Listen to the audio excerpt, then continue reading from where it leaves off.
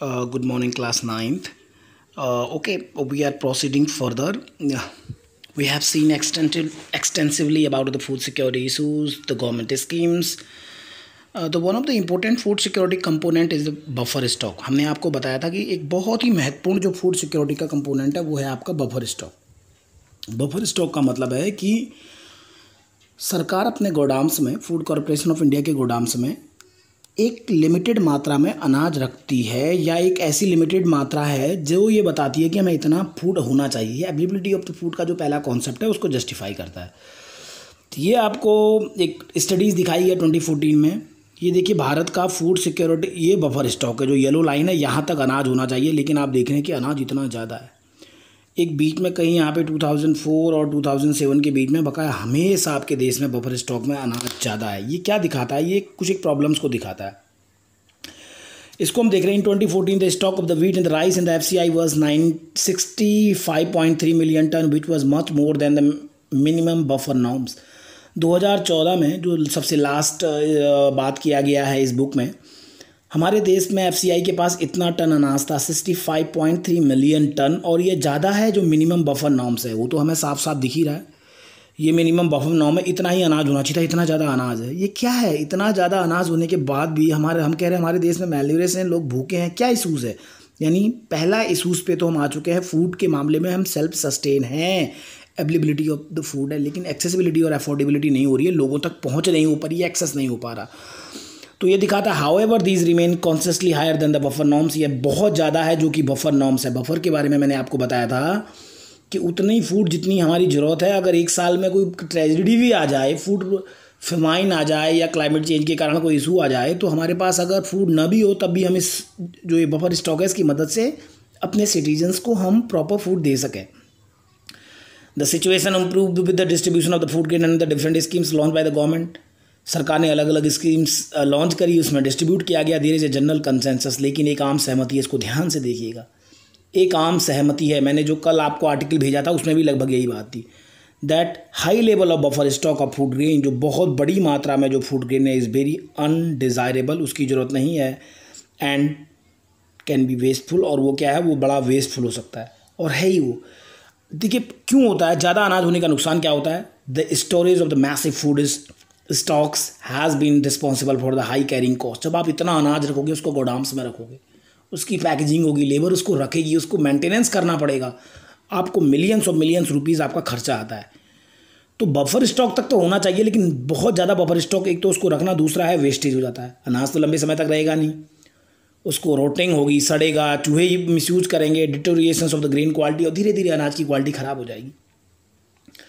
Freezing of MSP for an few year should be a consideration seriously. तो इसके लिए ये कहा गया कि हम कुछ साल के लिए फ्रीज कर दें, MSP तय न करें। MSP का मतलब, क्योंकि हमने बात करी थी, फूड सिक्योरिटी का एक इम्पोर्टेंट कंपोनेंट्स है MSP, मिनिमम सपोर्ट प्राइस। इस पे सरकार किसानों से महंगे दाम पे, बाजार की जो रेट होती है उससे ज़्यादा महंगे दाम पे खरीदती है। तो लेकिन ये भी एक समस्या है, अगर ऐसा हम करेंगे तो फिर फार्मर बर्बाद हो जाएगा, क्योंकि उसको मार्केट में कॉस्ट नहीं मिल पाएगी। वैसे ही फार्मर कह रहे हैं कि हमारी MSP बढ़ाइए, क्योंकि क्यों बढ़ाइए उसका भी लॉजिक है, हमने एग्रीकल्चर चैप्टर में पढ़ा भी है, और हम अभी ज्योग्राफी में शायद पढ़ेंगे भी, कि इनपुट कॉस्ट बढ़ रही है हर साल। खादों की कीमत, पेस्टिसाइड, फर्टिलाइज़र, डीजल्स, जो ट्रैक्टर में यूज आता है, मशीनरीज, लेबर कॉस्ट बढ़ रही है। तो किसान भी कहता है कि स्वामीनाथन कमेटी के हिसाब से हमारा MSP दीजिए। तो क्या किया जाए? The increase food grains procurement at enhance MSP is the result of the pressure exerted by the leading food grain producing state such as the Punjab, Haryana and Andhra Pradesh. ऐसा क्यों होता है कि आप MSP पे खरीदो? ये कुछ स्टेट भारत के हैं, वो सरकार को दबाव डालाते हैं, पंजाब, हरियाणा, आंध्र प्रदेश, और इसका नुकसान भी है, इसके फ़ायदे भी है। Moreover as the procurement of the concentrate into the few prosperous regions. ये जो प्रोक्योरमेंट है, सरकार खरीदती है मिनिमम सपोर्ट प्राइस पे किसान से, ये कुछ ही इलाकों में, जैसे पंजाब, हरियाणा या वेस्टर्न उत्तर प्रदेश हो गया, कहीं कहीं आपके उत्तराखंड में, क्योंकि पहाड़ों में थोड़ी अनाज होता है जो सरकार वहाँ फूड कॉर्पोरेशन ऑफ इंडिया के गोदाम से करेगी, Andhra Pradesh and lesser extent West Bengal पे। और सिर्फ दो ही चीज़ें खरीदती है, व्हीट और राइस। इसका नुकसान क्या होता है? Increase in the MSP minimum support price has included farmers particularly in the surplus state to divert land from production of the coarse grain which is the staple food of the poor to produce the rice and the wheat। इसका नुकसान क्या हुआ? जब सरकार दो चीज़ों का MSP बढ़ा रही है, किसका? व्हीट और राइस का, तो किसान क्या कर रहा है? जो मोटा अनाज था, जैसे बाजरा, ज्वार, वो नहीं लगा रहा है, जो कि गरीब लोग खाते थे और बहुत ही मिनरल्स होते थे। अब आजकल तो अमीर खाने लगे हैं, उल्टा हो गया है। आजकल गेहूं में डायबिटीज़ और बहुत सारी प्रॉब्लम्स बताई गई हैं और इसीलिए लोग मोटा अनाज खाने लगे हैं। ज्वार, बाजरा, मुड़वा, रागी, पता नहीं ऐसी फसलें हैं। तो किसान क्या हो रहा है, मिनिमम सपोर्ट प्राइस ज़्यादा होने के कारण वो वीट और राइस लगा रहा है, ठीक है, वो वीट और पैडी लगा रहा है। वो कोई मोटा अनाज या मस्टर्ड या दालें नहीं लगा रहा है, जिसका नुकसान हो रहा है। और क्या होता है, राइस और वीट की सबसे बड़ी समस्या क्या है, बहुत ज़्यादा वाटर की ज़रूरत होती है और वाटर आप बहुत ज़्यादा निकाल लें तो वाटर लेवल कम हो रहा है, इन्वायरमेंट डिग्रेडेशन हो रहा है।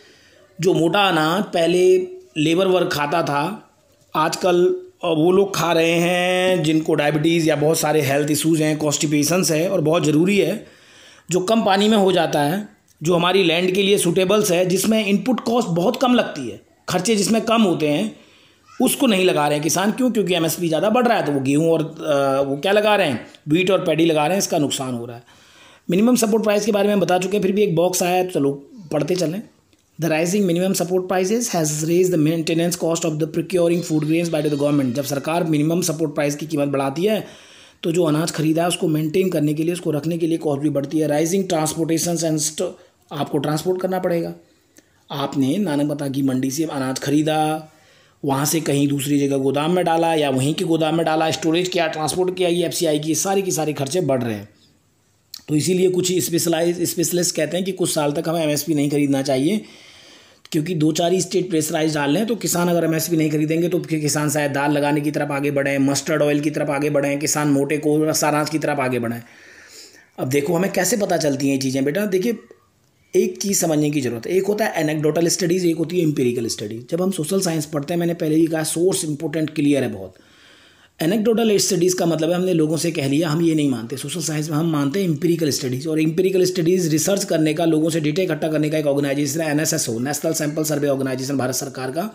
उसकी रिपोर्ट 558 कहती है कि रूरल इंडिया में पर पर्सन पर मंथ डिक्लाइन हो रहा है अनाज, ठीक है, ये भी कह रही है। और ये बात धीरे धीरे कम ये अभी नई रिसर्च में तो और आई है कि भारत में जो लोगों की थाली में से अनाज कम हुआ है, मिडिल क्लास में या अपर क्लास में हो सकता है, लेकिन बड़ी आबादी करीब हुई है। तो हमें क्या करना चाहिए, हमें पीडीएस के सिस्टम्स के थ्रू अनाज देना चाहिए। क्यों? मेंटेनेंस कॉस्ट ज़्यादा है, अनाज रोट हो रहा है, सड़ रहा है, उसको एनिमल्स, उसकी क्वालिटी ख़राब हो रही है। तो लिख रखा है कि पर कैपिटा जो हमारा कंजम्पशंस है, वीट का जो प्रोडक्शन बढ़ा है, तो हमें क्या करना चाहिए अगर हम उसको दे सकें। तो इसके लिए एक समस्या और आई है। समस्या क्या आई है कि हमने यूनिवर्सलाइज नहीं किया है। तो अगर हम अनाज सबको देना शुरू कर दें तो शायद हमारे गोदाम से अनाज कम हो जाए, हमारी कॉस्ट कम हो, लोगों का पेट भी भर सके।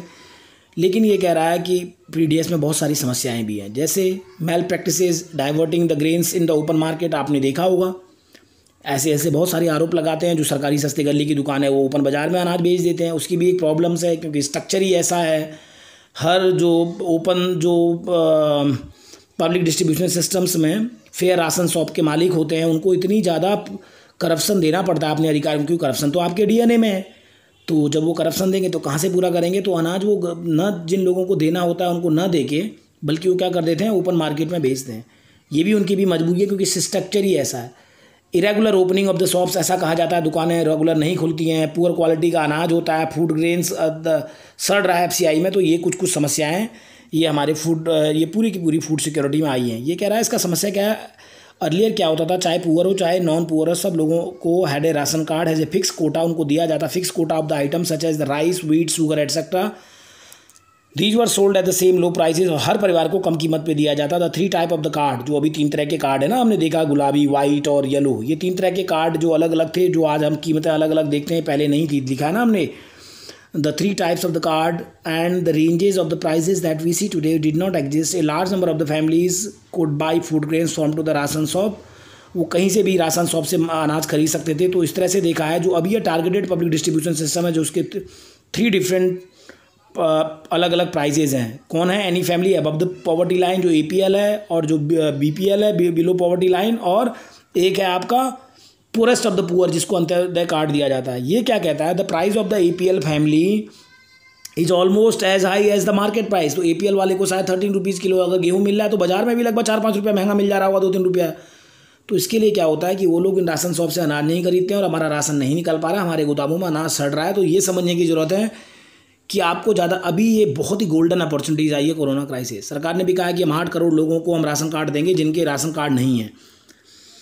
अभी आपने देखा होगा जो मज़दूर आ रहे हैं, मज़दूर इसलिए भी आ रहे हैं, एक बहुत बड़ा कारण है कि जहाँ वो शहरों में काम करते हैं वहाँ उनके राशन कार्ड नहीं होती है। राशन कार्ड बिना रेजिडेंशियल एड्रेस के बनता नहीं है। राशन कार्ड उनके गाँव में, तो उनको लग रहा है कि कम से कम अगर हम अपने गाँव पहुँच जाएंगे तो वहाँ अनाज तो मिल पाएगा।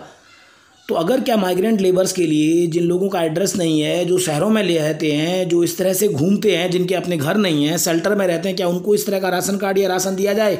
हमारे 2 ऑब्जेक्टिव इससे फुलफिल हो सकते हैं। पहला, हम लोगों की भूख को शांत कर सकते हैं।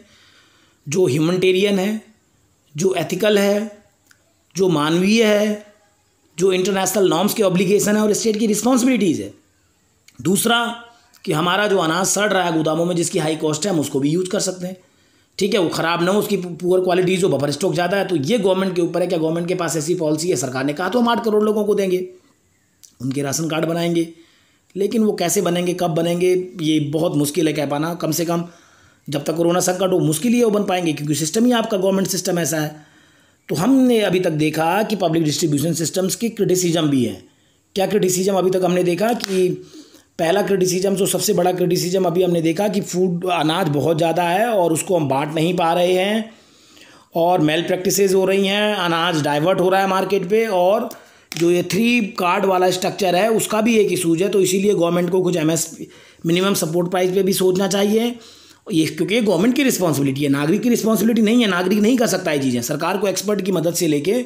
और दूसरा, जो अनाज हमारी ग्रेनरीज में बफर स्टॉक, जो हमारा ये भयानक सा बफर स्टॉक का जो आपने ग्राफ देखा था, इसको भी रिड्यूस करने की ज़रूरत है, जिससे कॉस्ट कम आए, अनाज रोट ना हो, बर्बाद ना हो, और जो हमारे यहाँ हंगर है वो भी ख़त्म हो सके। Thank you dear.